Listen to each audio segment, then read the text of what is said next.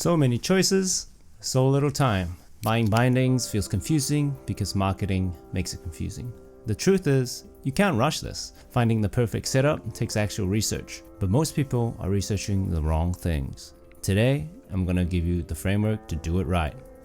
We are going to focus on the technical specs that actually matter, and we are going to ignore the cool colors. My goal isn't to tell you what to buy, it's to give you the knowledge you need so that when you do start looking, you aren't just guessing, you're making an informed decision for yourself. Let's break it down. Before we talk about flex or performance, we have to talk about the physical connection to your board.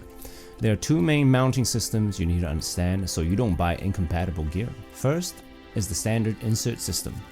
These are the 4x4 screw holes you see on most brands like Capita, Jones, or Yes. Second is the channel. This is a sliding rail system used by Burton. The benefit of the channel is infinite adjustability. You can slide your bindings to the exact millimeter to center your stance perfectly. But there's a trap.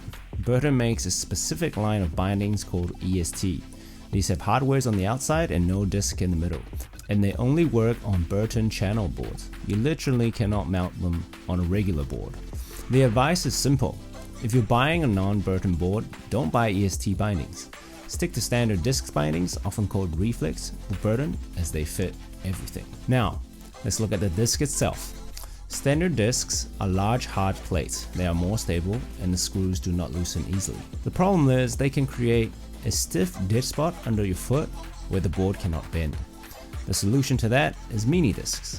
They are significantly smaller, reducing a dead spot so the board flexes naturally under your foot. If you're into ground tricks or freestyle, this can improve your board feel. However, because mini discs have a smaller surface area, there's less friction holding them in place. If you run mini discs, make it a habit to tighten your screws often. Don't be the guy with the dangling binding in the lift line. Personally, I'm sticking to standard discs as I actually hate my bindings loosening up on the mountain. I don't really feel that the dead spot is such a big issue because the rest of the board I'm able to manipulate easily, and to me the dead spot under my foot, I don't mind it as much. Now that you know what bindings fit your board, let's choose how you get in. There are three main players here.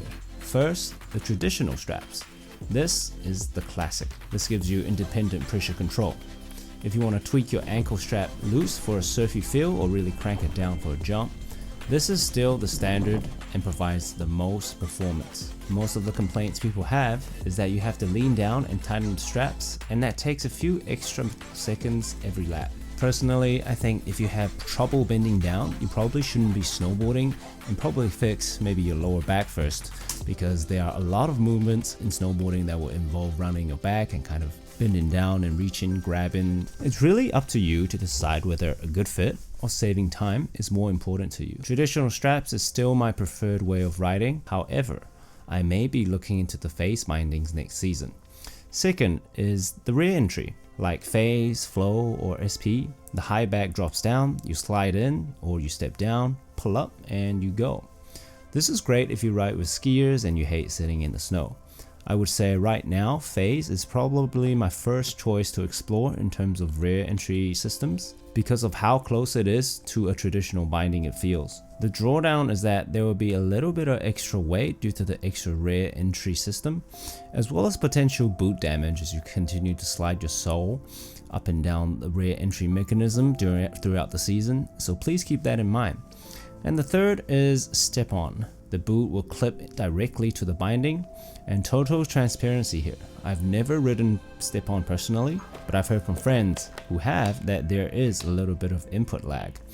This happens because of the tiny amount of mechanical play between the boot cleats and the binding, as well as the room that you have between your toes and the top of your boot. Unlike a traditional strap that straps your boot firmly into the base plate, the step-on system has a gap that your foot and boot have to travel through before it fully catches the mechanism and transfers the force from your movements to the edge. I would say unless you are an advanced rider, it's not really noticeable. However, it becomes very distinct once you are familiar with riding and practicing advanced movements like setup carves for jumps. I can almost guarantee you that no Burton athlete uses step-on in competitions that matter. On the other hand, it's really handy and can save you lots of time over the day if you do shorter laps. But remember, you must buy the specific boots that match the system. Now let's tune the performance by matching the binding flicks to your riding style. If you want to manipulate the board and butter for ground tricks and jibbing, you probably need a soft flex, around a 3 or 4 out of 10. You want a binding that allows lateral movement, letting you tweak your ankles side to side. This is where those mini discs we just talked about shine. Obviously, if you haven't checked out my previous video on different types of snowboarding styles, please check that out now. If you hit jumps and ride the whole mountain doing freestyle, you probably need stability and maneuverability. I'd suggest you go for a medium flex, around a 5 or 6 out of 10. This is the Goldilocks zone, forgiving enough for rails but supportive enough for landings. If this is your first time ever buying a pair of bindings, start here. I would recommend medium flex freestyle bindings. If you want speed and edge hold for carving and freeride, you need a stiffer flex, around an 8. You want instant transmission. If you lean, the board must react immediately. Stick to the standard discs here for maximum response and stability. Finally, sizing. I have 3 pro tips for you, and the number 1 tip is bring your boots when you buy your bindings. Some bindings are narrow, some are wide. Your boot size might be correct on paper, but the width might not match the chassis. Don't find out on the mountain, find out in the shop. If your boot does not fit the binding laterally, you might need to look for a different pair of bindings. Pro tip number 2, I call this the downsize rule. If your boot is a US 9.5, you're often a fit between a medium and a large. My suggestion to you is always choose the smaller binding. If you're stuck between a medium or a large, choose the medium. Why? A smaller base plate means a smaller footprint and less chance of toe or heel drag. You can extend the straps to fit a slightly bigger boot, but you can't shrink a larger base plate. So remember, if you're in between binding sizes and your boot can fit either size down or size up, please choose the smaller size. Pro tip number 3, I would say really try to look for customability for your second pair. Look for adjustable heel cups and high back rotation.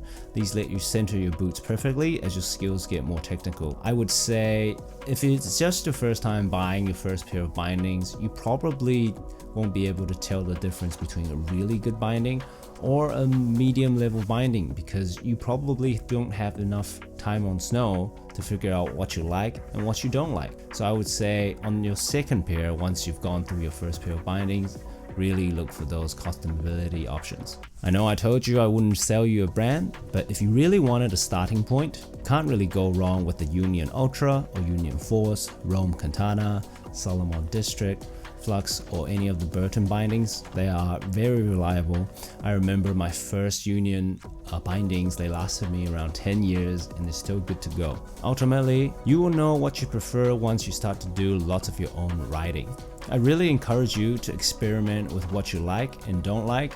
Buy a softer binding and then try a stiffer one. Figure out the type of riding you really enjoy. Get the right specs, get the right size, and the rest is just personal preference and time on the mountain. I hope this helped. If you enjoyed, please like, share, and subscribe, and I'll see you in the next video.